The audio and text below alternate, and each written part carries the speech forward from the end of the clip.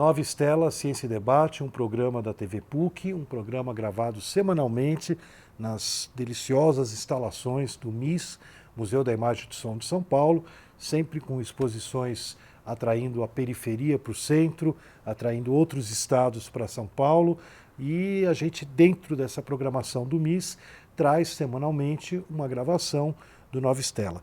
Nós temos sempre um convidado especial, que pode ser algum professor da PUC, da História da Ciência, mas pode também ser algum conhecido de relacionamento que pega outra área, né? Uma área que o Nova Estela, todo mundo que já acompanha conhece, é a área da leitura, né? Uma área que a gente se preocupa muito também. E hoje a gente tem a alegria de trazer aqui no Nova Estela o Ilan Bremner, que é considerado um dos mais importantes autores de livros infantis do Brasil, ganhador de diversos prêmios e traduzidos em vários países do nosso mundo. Tudo começou quando ele ainda cursava psicologia na PUC, então é da nossa PUC, e percebeu que a vida profissional dele não ia ser ouvir as histórias dos seus futuros pacientes, né? Então, ainda bem que ele percebeu. E o despertar da paixão pela literatura infantil e juvenil começou em 92, um grande ano, quando ainda trabalhava como estagiário num projeto de educação não formal e encantava crianças contando história. Essa descoberta fez com que ele se apaixonasse pela literatura infanto-juvenil. Remonta desta época suas primeiras criações literárias, como o famoso O Pó do Crescimento e outros contos. A história que virou livro em 2001 pela editora WMF e foi relançado numa edição especial em 2011. Além de suas criações literárias, ao longo de 20 anos, Ilan montou um acervo de cerca de 4.000 livros infantis em sua casa. E eu queria lembrar, né, que a gente, além de se encontrar em muitos eventos literários e tudo mais, você participou de um projeto muito bacana que a gente teve no Rio de Janeiro com a Cláudia Costin, de incentivo à leitura na rede pública, mais de 1.000 escolas, e o Ilan foi na escola de Santa Cruz, né, região bem periférica e tensa no Rio de Janeiro. A gente, infelizmente, escuta às vezes notícias muito negativas, mas lá ele estava dando uma comunicação para professores, né, a gente juntou de várias coisas, e para os alunos. Então eu acho legal esse teu lado hoje em dia de você poder tanto formar, né, contadores de história, formar incentivadores da leitura, como se dirigir diretamente ao seu público leitor. Então, muito bem-vindo ao Nova Estela e conta para nós assim, como é que você virou um contador de história e ganha para contar história. Agradeço o convite, gosto muito, tenho uma relação muito forte com a PUC, boas lembranças sempre quando eu volto lá, então é um prazer de uma forma ou outra estar voltando à PUC através desse programa. Bom, eu comecei contando histórias por acaso. Estava fazendo psicologia, né, na PUC, aí fui trabalhar nesse projeto de educação não formal, estagiário. Estagiário sofre, né, você sabe, né, estagiário... E tem que sofrer mesmo, né, eu sou nietzschiana nessa visão do sofrimento. O sofrimento, claro, em um certo nível ele engrandece... Ele ensina, o Nietzsche falava muito da montanha, que para chegar lá no topo você precisa se preparar, você cai, você levanta, né, para você ver aquela vista bonita. Hoje em dia as pessoas querem chegar na vista já lá em cima, né, de helicóptero, elevador, uma água, né, um pãozinho, está muito mais fácil, né. Então eu nunca pensei que ia contar histórias, nem virar escritor na minha vida. Estava na psicologia da PUC, estagiário num projeto de educação, primeiro dia de trabalho, recreio. Aí a monitora diz assim, principal diz, eu vou lá sair um pouquinho, você cuida das crianças. E eu rezava para as crianças não se aproximarem. Não se aproximem, porque eu não sabia o que fazer. Era o primeiro dia, aquela coisa, vou só olhar, porque se elas viessem, eu não sabia o que fazer. O que aconteceu? Elas se aproximaram, claro, óbvio. Então 3 crianças se aproximaram, me olharam e falaram, Ilan, eu estava já tremendo, né, 18 anos, né, Ilan, pois não, o que vocês querem? Você conta uma história pra gente? Ótimo. E eu respondi, não sei contar histórias. E elas me olharam com uma cara assim, era uma cara estranha. É como um professor de natação que não sabe nadar. Você está com criança pequena, é básico, tem que saber contar histórias, tem que ter repertório de histórias.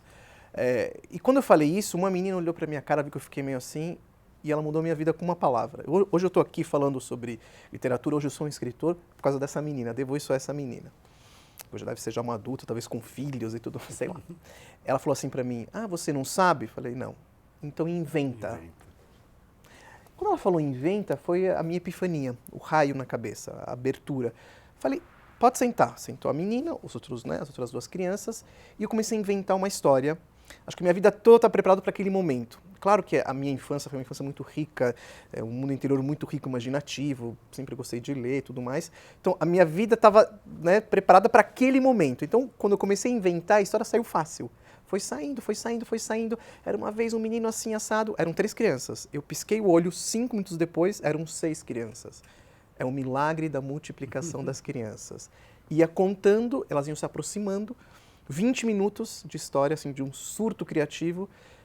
Sei lá, 15, 20, 30 crianças sentadas foram se aproximando. Tipo o mágico, né, o flautista de Hamelin, que você vai tocando a flauta. Então eles foram se aproximando, todas de boca aberta. Eu de boca aberta também. O que eu fiz aqui?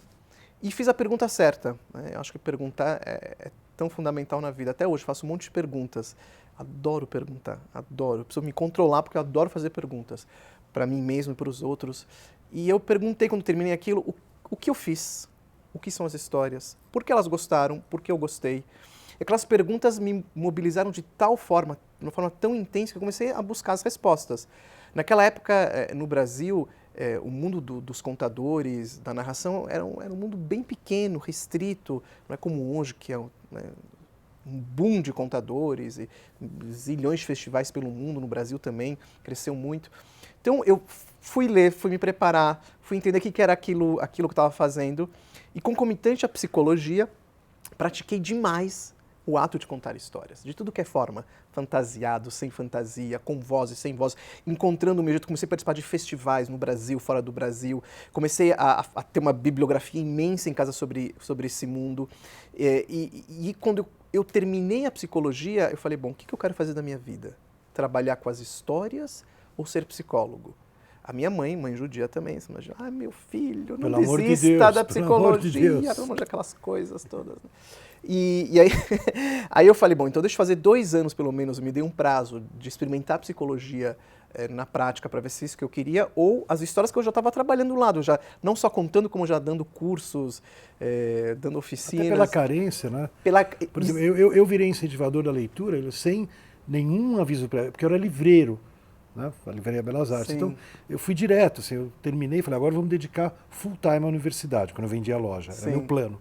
Não adiantou, daí me chamaram para trabalhar em incentivo à leitura, né? Isso vai acontecer, acho que é uma demanda, né? A gente é puxado por isso. E aí eu fiz 2 anos, eu atendi em clínica, eu fiz a parte de educação, a parte de saúde, falei, não é isso que eu quero. Eu abandonei essa minha proposta de ser um psicólogo atuante e fui para o mundo das histórias. Só que no mundo das histórias aconteceu uma coisa muito, muito interessante. Você não era autor ainda? Eu não era autor ainda. Eu criava histórias como contador, que eu anotava nos meus cadernos. Então eu não tinha nem computador, era cadernos, anotando, e eu recontava histórias. Então eu pesquisava histórias do mundo inteiro e contava elas. Né? Você vira um coautor do reconto. Ao mesmo tempo, eu criava minhas próprias histórias e eu ia anotando, era isso. Só que nesse percurso eu comecei a perceber que as pessoas falavam assim para mim, já viajava o Brasil inteiro nessa época, falavam assim para mim, Ilan, quando você vai voltar aqui para o Nordeste? Eu não sei. Não, porque é tão gostoso ouvir suas histórias. E eles que são contadores de história. Meu né? Deus. Eu falei, pode ser que nunca eu volte. Mas você não quer vir para casa contar à noite? Não sei. Isso se repetia demais. Quando você volta... Aí, de repente, me deu um clique, né? As pessoas querem as minhas histórias. Então, vou pôr essas histórias no papel. Eu não posso estar lá, mas a história pode.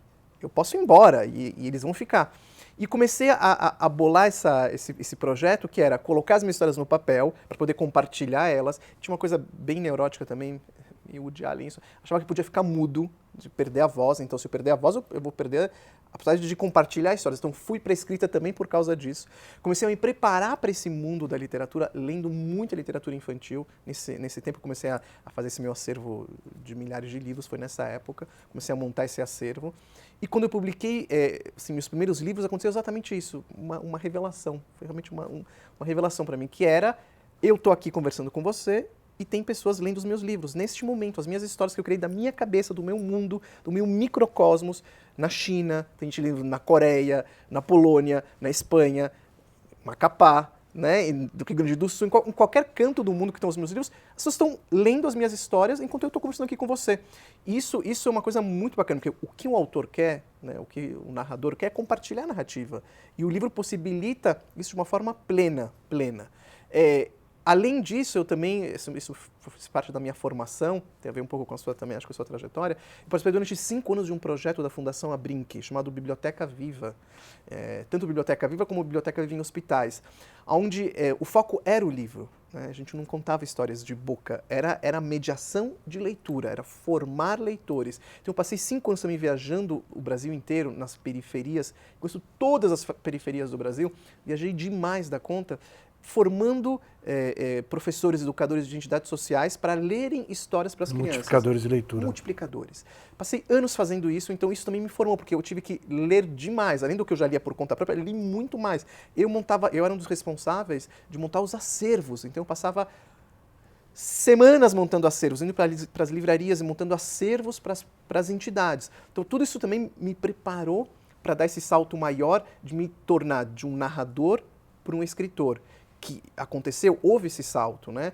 Em 2004, quando a minha primeira filha nasceu, eu tomei uma decisão, vou tomando decisões no percurso da minha vida, que era, não dava mais para contar histórias como eu contava e ser um autor ao mesmo tempo, porque a demanda era muito grande. Né? Então eu tinha que fazer uma escolha, e era uma escolha arriscada, e toda escolha é arriscada, porque podia não dar certo. Né? Como contador de histórias naquela época, eu estava já bem conhecido, reconhecido. Estabelecido, e dando os meus cursos e falando e tudo mais, viajando bastante. Só que eu queria entrar para o mundo da literatura, eu queria que isso se ampliasse, eu queria que a Abrinq me deu essa percepção da obra de arte, que é uma coisa que também eu gosto muito. Os meus livros hoje tem todo mundo fala, como que você escolhe os seus ilustradores e o projeto gráfico? Eu faço parte desse processo, eu amo a arte, eu tenho uma paixão pela arte. Então eu queria livros bonitos, bem feitos, eu tinha, né, ideias mirabolantes, algumas consegui realizar sobre o objeto livro. Então em 2004 eu tomei essa decisão, vou arriscar. Então vou parar aos pouquinhos de contar histórias profissionalmente e vou dar essa guinada por mundo da literatura. Se não fosse a minha esposa, eu não ia conseguir, porque ela segurou a barra os primeiros 2 anos, senão isso é bem difícil, né? Até entender um pouco, me estabelecer mais, e foi deslanchando. E a partir desse momento eu comecei a trabalhar em 3 vertentes, né, na literatura, que hoje em dia as pessoas reconhecem nos meus livros. A primeira vertente tem a ver ainda com a minha questão do narrador, que eu ainda sempre tenho saudade, então eu consigo exercer ela de uma forma bem plena quando eu faço esses livros, que eu conto às vezes essas histórias sem livro mesmo, que é livros que eu faço de recontos. O que são recontos? Histórias que o autor não cria, por exemplo, mitologia grega, e autores do mundo inteiro vão recontando, né, séculos. Monteiro Lobato fazia isso, Ana Maria Machado faz isso, muitos autores fazem isso, o reconto. Então eu tenho muitos livros de recontos de vários cantos do mundo, da China, da Turquia, da África, do Brasil. Vem tua pesquisa também. Que vem de uma pesquisa e que eu me divirto demais. Tem esse aqui que é o último, que é um livro maravilhoso, acabou de ser publicado, agora saiu na Espanha, chama A Sabedoria do Califa. E uma história maravilhosa, linda, sobre um mendigo em Bagdá que ele passava fome, então para não passar fome ele tinha uma técnica que era cheirar as comidas. Então tinha um barril com pão, ele cheirava, a faminha passando. Com azeitona, a faminha passando. Aí um dia ele vem a um restaurante e fala, agora vou tirar a barriga da miséria. Vou cheirar tudo. Começa a cheirar, charutinho de uva, arroz com cordeiro, e vai cheirando, delícia, quibe cru. E quando ele termina, vai embora, um homem chama, ô moço, vem cá, volta aqui. Fala, o que foi? Tem que pagar. Mas como assim? Eu sou o dono do restaurante. Você cheirou a minha comida. Mas como assim pagar? Começou uma briga danada. Aí o soldado do califa ouviu aquela briga, falou, vamos pro califa, hoje ele é o juiz supremo, ele decide tudo. Era um califa al-Mamun, que existiu mesmo. Eu resgato um islamismo humanista, científico, que gostava da sabedoria, para pôr um pouco contrapor com essa loucura que a gente vive hoje, que fala mundo islâmico, a pessoa já pensa nas coisas mais terríveis. Né? Tem uma história por trás muito interessante do mundo islâmico. E esse califa, ele escuta aquela história maluca e diz, mendigo, você cheirou a comida do dono do restaurante? Sim, cheirei. Quanto dinheiro você tem? Ele busca lá, 5 dinares, é a minha fortuna, meu patrimônio. 5 dinares paga o que ele cheirou? Fala pro dono do restaurante. Ele feliz, claro, 5, claro. Tá pago. E o mendigo, mas como assim? O califa supremo sabe? Fique quieto, me dá aqui o dinheiro. Ele pega o dinheiro. O dono do restaurante vem pegar aqui o que ele cheirou. Feliz da vida, ele vai encostar a mão nas moedas. O califa fecha as moedas assim, em concha, vira vai do ladinho do ouvido do dono do restaurante e chacoalha. O senhor está ouvindo? Sim. Já está me devendo. O que o senhor está ouvindo? 5 dinares. Então, se considere pago. Mas como assim? Ah, se você está cobrando por ele cheirar a sua comida, ele está te pagando por você ouvir as moedas dele. Vai embora. Eu contei rapidamente, a história tem mais detalhes, a ilustração é de um basco, uma coisa maravilhosa. Eu vi teu nome engraçado, Iban. Iban. Olha que coisa linda, é um cara, é um desbunde, é um sonho, assim, foi um sonho fazer um livro com ele, assim, eu busquei ele, E onde você achou ele? Aqui no Brasil? Não, ele é espanhol, assim. Você achou lá na Espanha? Eu tenho muitos livros na Espanha que vão super bem. Você estava na SM, né, em algum momento, né? Não, eu estou na SM aqui no Brasil, mas na Espanha não, na Espanha é outro som, eu tenho... Tem outros, são 4 selos diferentes e tudo mais, não tem a ver com a SM. E aí eu através da Espanha, consegui, né, chamar o Iban para fazer esse projeto. Então, isso eu reconto. Então, isso eu tenho vários livros. Uma segunda parte que eu faço, que eu chamo de livros de criação pura. Eu como autor adulto, você tem uma inspiração, você tem uma ideia, vai desenvolver, pode ser durante meses, semanas, anos, sei lá, vai lá desenvolver. E a terceira forma de escrever, que é a mais famosa que eu tenho, que as pessoas mais me reconhecem, que me param e que vêm conversar comigo, não é por causa do reconto nem da criação pura, que é pelas narrativas do cotidiano, que eu cunhei esse gênero para mim mesmo, que são coisas que acontecem na minha casa e eu pesco isso, eu pego isso e transformo isso em literatura. O livro mais famoso desse grupo é esse aqui, né, que é o Até as Princesas Soltam Pum, que é um livro que nasceu, esse é um livro que está em 9 idiomas, é uma loucura, virou teatro aqui, musical na Espanha, em Barcelona. Uma doideira esse livro, mudou minha vida. E esse livro aqui, ele nasceu de um pum de verdade, de uma cena... Um pum de verdade. Um pum de verdade, assim. Você fez esse livro por quê? Para falar do politicamente correto? Não, nada. Nasceu de algo cotidiano, engraçadíssimo. Eu e minha esposa num bate-papo, minha filha com 2 anos, de repente vem um cheiro de pum, é sempre a culpa do homem nessa hora. Você soltar, não fui eu. Aí eu culpei ela falou, a gente ficou se culpando. E era pequenininha. Era pequenininha, a gente falou, como pode ser esse tsunami, não sei o que, tão linda, com uma roupa de Branca de Neve. E a gente riu tanto daquela contradição, aquele paradoxo, que ela começou a chorar. E a mãe pegou no colo e falou, não chora, até as princesas saltam pum. Abriu, né? Pronto, tá pronta a história. Peguei e, é claro, a partir daquela frase veio toda uma história por trás da minha cabeça. Então, esse tipo essa categoria hoje ela é mais conhecida. De curiosidade, assim, acabou de ser lançado a continuação depois de 7 anos, né, do Livro das Princesas, né, que é o livro secreto das princesas que soltam um pum. Ela já cresceu? Ela já cresceu. Ela já cresceu e continua, enfim.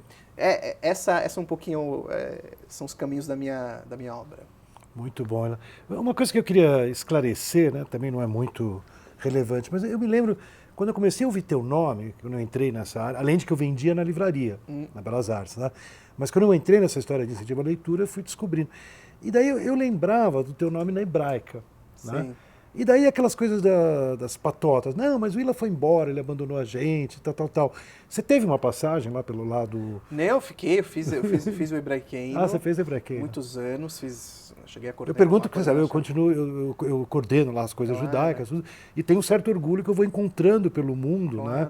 Afora gente que passou pelaquela... aquela geração, aquela né? geração, né? Não, foi super importante, foi assim um laboratório vivo na área de educação, na área de literatura. Você teve há pouco tempo de volta lá fazendo alguma coisa? Fiz uma conversa. Vi teu nome lá, alguma na coisa. formação dos jovens líderes lá do clube. E as minhas filhas hoje frequentam, né? Então eu voltei como pai, né? Que legal. Então elas frequentam no mesmo lugar que eu comecei a trabalhar, que é muito bonito. Que legal. Eu lembro, né? Eu não sei se é teu caso, né? Mas eu acho que você é mais novo que eu. Quando eu comecei a frequentar o clube, a biblioteca era ainda no centro. Sim.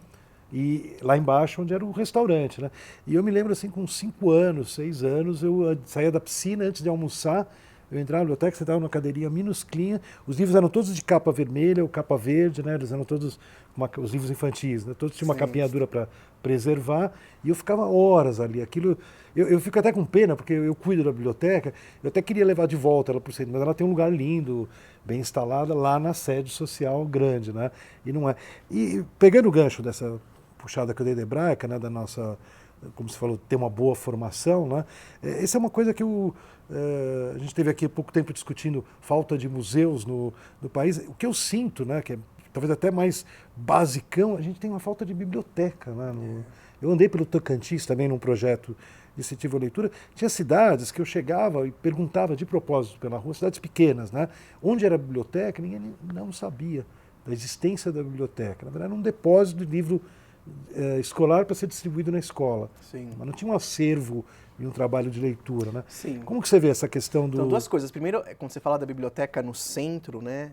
Você falou, a biblioteca estava no centro do clube. Nas universidades medievais, eu vou muito para Bolonha por causa da Feira de Livro de Bolonha, né? Então, cada 2 anos eu vou para Bolonha. E isso é para uma das primeiras universidades do mundo, de Bolonha. Humberto Eco, tá, de lá e tudo mais.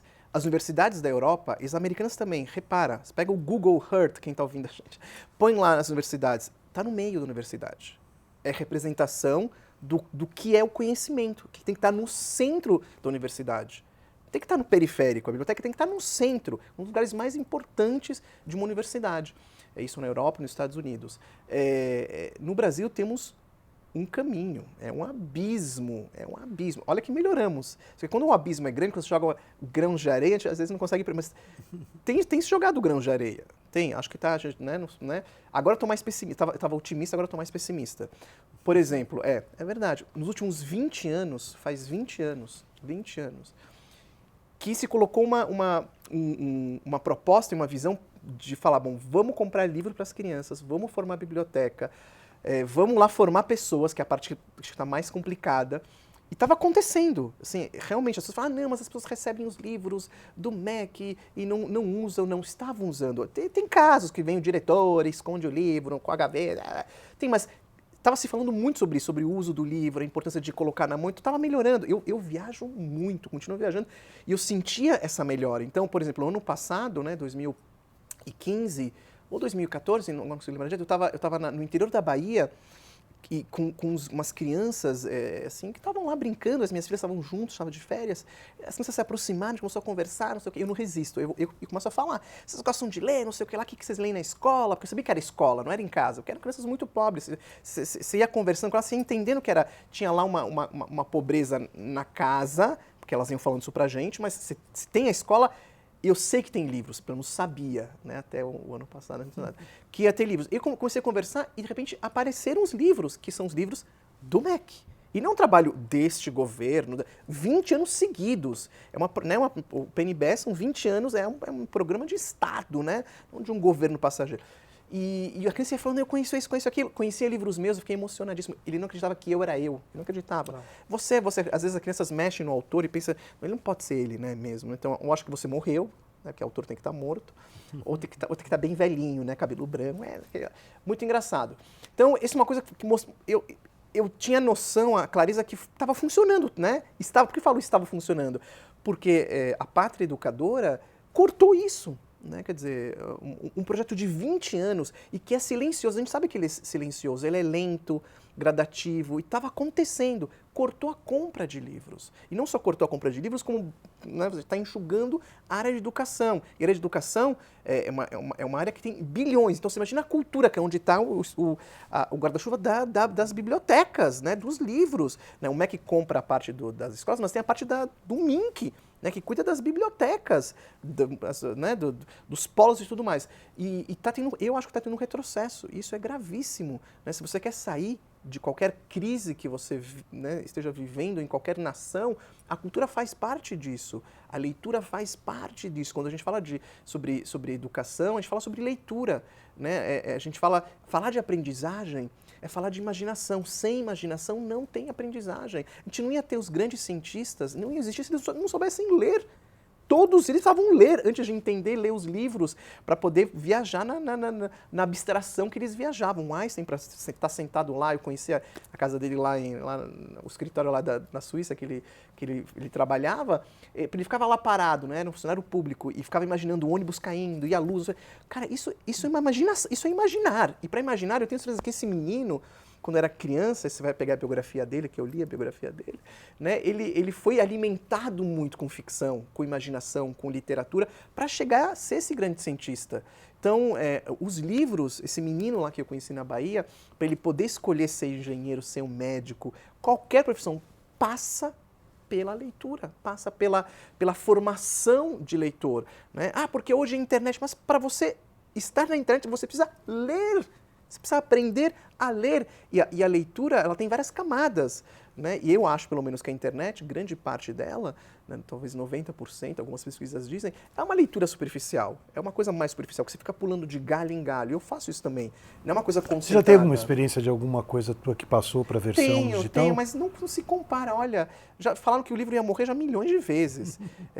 Os americanos criaram a internet, criaram o tablet, criaram todo esse mundo maluco, e eles que criaram, agora que eles estão falando, a Associação de Pediatria Americana fala o que agora? Até os 3 anos, não deem tablet para o seu filho, não, até os 5, 6 anos, leiam muito mais do que... Porque eles entenderam que são suportes diferentes.